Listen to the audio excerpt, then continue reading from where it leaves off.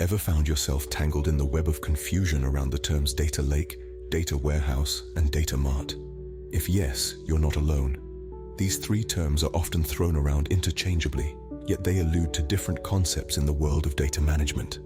So, let's break down these terms and their key differences.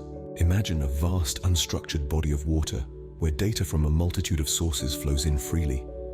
This is the world of the data lake. It's a centralized repository that embraces raw, unprocessed data in its native format. Picture it as an immense storage pool, a reservoir where data from diverse departments, systems, and applications converges without any predefined structure or organization. It's a realm of untamed data, wild and free, waiting to be explored. Now picture a well-organized library where books are neatly arranged on shelves, categorized meticulously by genre, author, and subject. This is the essence of a data warehouse.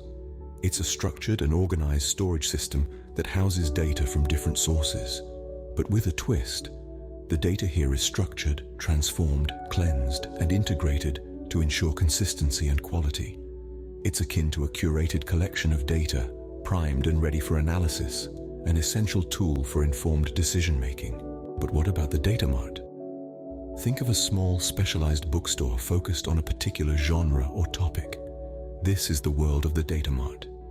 It's a subset of a data warehouse, containing data that is tailored to meet the needs of a specific department, team, or business function.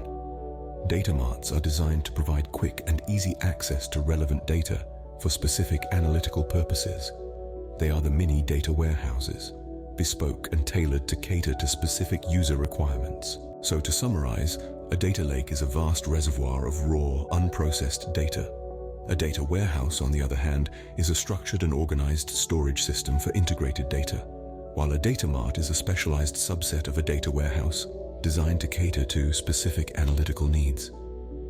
Understanding these basic differences is a stepping stone to effectively managing and utilizing data in the complex, data-driven world we navigate today.